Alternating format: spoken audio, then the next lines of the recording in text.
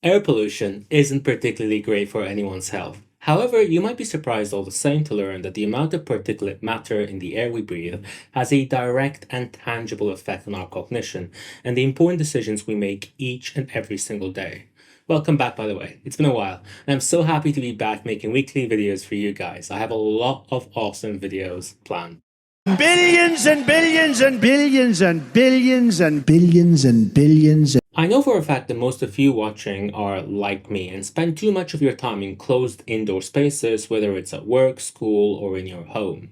Closed indoor spaces have a habit of concentrating particulate matter, meaning that fine particles from the environment can enter and become trapped inside the places where we work and spend our recreational time.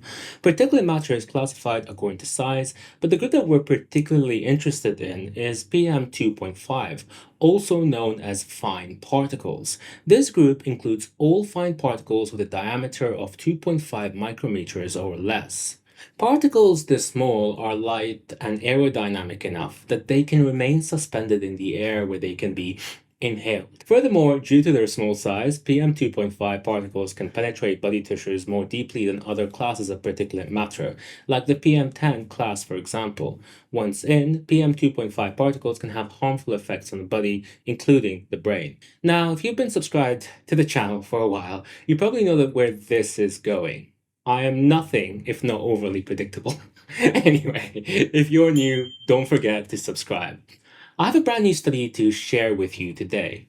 In this recently published study, scientists from Maastricht University in the Netherlands analyzed the performance of a group of 121 chess players over an 8-week chess tournament.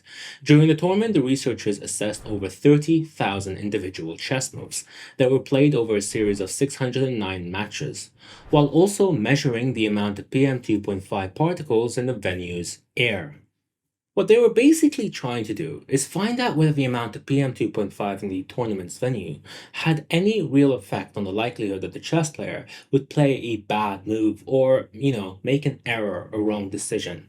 Using chess as a model for strategic decision making isn't all that outrageous.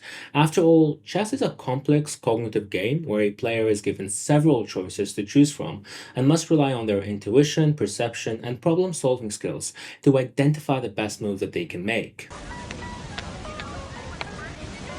Checkmate.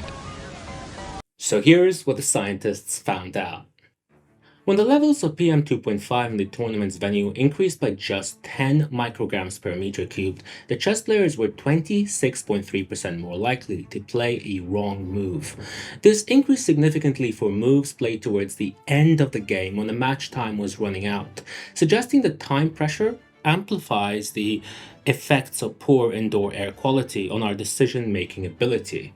Something I found out about while researching this video is that chess players have this thing called an ELO rating system that measures the skill of a chess player, creating tiers that go all the way from chess beginner to Beth Harmon.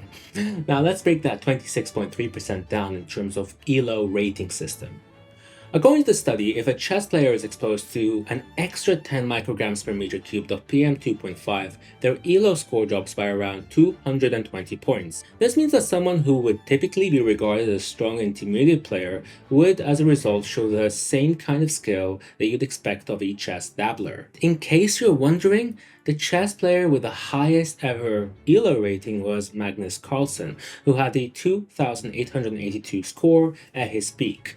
Stockfish 12, an AI chess engine released in 2020, is estimated to have an ELO score above 3,500. In fact, the last time a human ever beat a computer at chess was all the way back in 1997.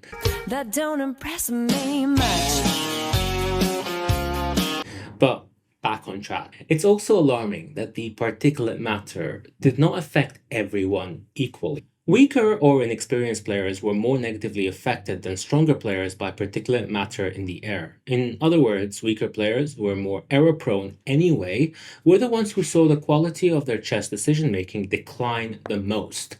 Now, this is relevant because we kind of already have evidence from other studies that students taking exams on days with relatively high air pollution will on average score 3% lower and are also 2% more likely to fail their exam. Investment bankers were also found to be more likely to make bad and risky investments that later underperformed on days when air pollution levels were relatively higher.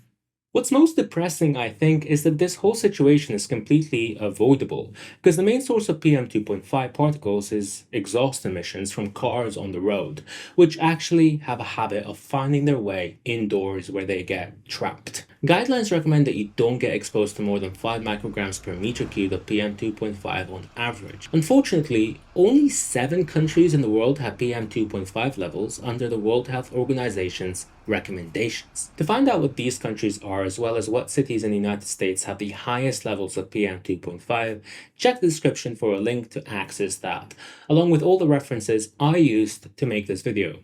Remember that air pollution is responsible for more than 4 million deaths annually, and that the vast majority of these deaths are preventable if we improve the quality of the air we breathe. My name is Hashem, and I'm a medical doctor, and this is my YouTube channel, where I try my best to make brain science engaging for everyone. Subscribe to learn more about how the brain works and how to make it work at least better than mine. Even better.